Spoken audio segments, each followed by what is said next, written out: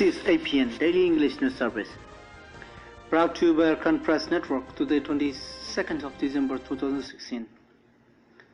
As for me, I am a daily host, Sajid Jalal, saying Assalamu alaikum wa rahmatullah. Headlines from APN.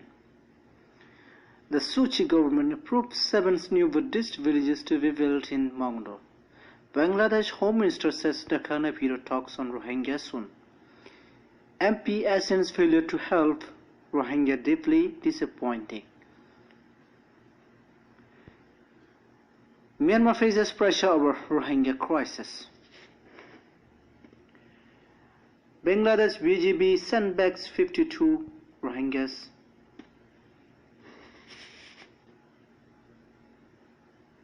News in detail as follows.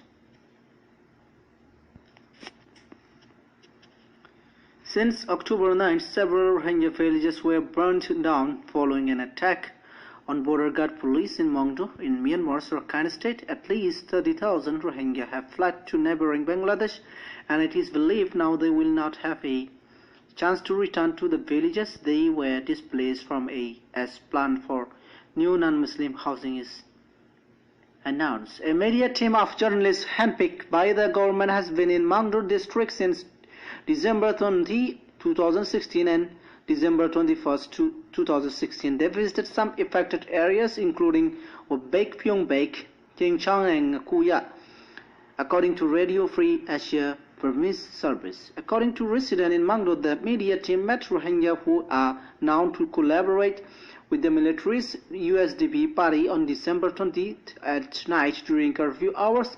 The local authorities have arranged meeting for the handpicked journalists. Among the journalists in the media team are some from known anti-Rohingya and pro-military outlets. The Rohingya in Mongdo are not hopeful that the team will conduct any kind of impartial or serious investigation, as well as not helpful for the Rohingya at all. Dhaka is set to begin talk with Naypyidaw for possible repatriation of the Rohingya Muslim who crossed into Bangladesh facing persecution in neighboring Myanmar, a senior minister said on Wednesday. Abu Asaduzzaman Khan, the Home Minister, came up with the claim at a time when a global human rights group and Muslim majority nations called Myanmar to resolve the crisis. Prime Minister Sheikh Hasina is keeping a close eye on the Rohingya issue. Bangladesh government will discuss the Rohingya issue with Myanmar very soon, the minister said. Khan talked to reporters after inaugurating Rangachari police station extension building of Balagata police lines school in southeastern Bandarban district. The government is supposed to show zero tolerance against the use of illegal firearms and terrorist activities, he said, adding that the law enforcement continues special drive keeping that in mind. DAP MP Charles Santiago says it is deeply disappointing that the ASEAN members failed to act decisively to address the ongoing Rohingya crisis despite arguing from Malaysia. He said this following a meeting of ASEAN foreign ministers in Yangon focused on the situation in Myanmar's Arakan state. That Malaysia failed to convince other ASEAN members of the urgent need to act is deeply disappointing. Through continued inaction, ASEAN risks failing the people at its center. This meeting should have been an opportunity to take a decisive action to protect vulnerable civilians and hold to the Myanmar government and military accountable. Unfortunately, though not unexpectedly, it seems it was largely an act of political theater, said Santiago, who also served as chairperson of ASEAN Parliamentarian for Human Rights APHR. Sadly, ASEAN foreign ministers came into the Aung San Suu Kyi's sweet talk and have seemingly put the Rohingya issue on the back burner. That is bad news for the tens of thousands of Rohingyas still trapped without aid access in Arakan state, and it's bad news for the region, which will ultimately pay the price for Myanmar's inability or unwillingness to properly address the situation. The bottom line is that the evidence and scores of reports of abuses has fallen on deaf ears. Santiago praised the comment delivered at the meeting by Malaysian Foreign Minister Anifah Aman, who highlighted the alleged human rights abuses and called on Myanmar and other regional governments to take stronger steps to address the crisis.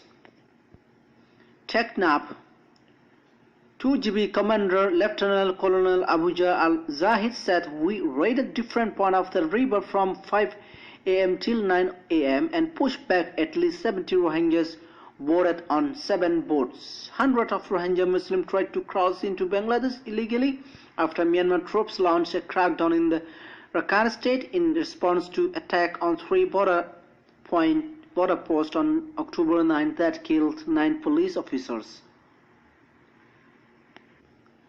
Furthermore, the BGP police sent back again 52 Rohingya Muslims to the Burma as well.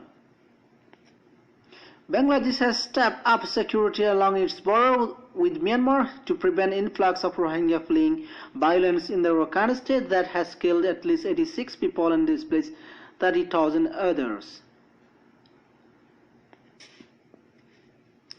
Malaysia's top diplomat stunts the screws on the Aung San Suu Kyi at emergency talk in Myanmar on Monday, warning that an army crackdown on the Rohingya minority could spark a regional migrant crisis. More than 27,000 Muslim Rohingya have fled northwestern Myanmar for Bangladesh since the start of November to escape a military counter-insurgency operation. Myanmar's army says it is hunting militants behind deadly raids on police posts in October. But Rohingya survivors have described rape, murder and arson at the hands of soldier account that have raised global alarm and galvanized protests around Southeast Asia. The exodus has sparked a rare dispute within the Association of Southeast Asian Nations, ASEAN, the 10th member bloc that prides itself on consensus, diplomacy and non-interference. On Monday, ASEAN foreign ministers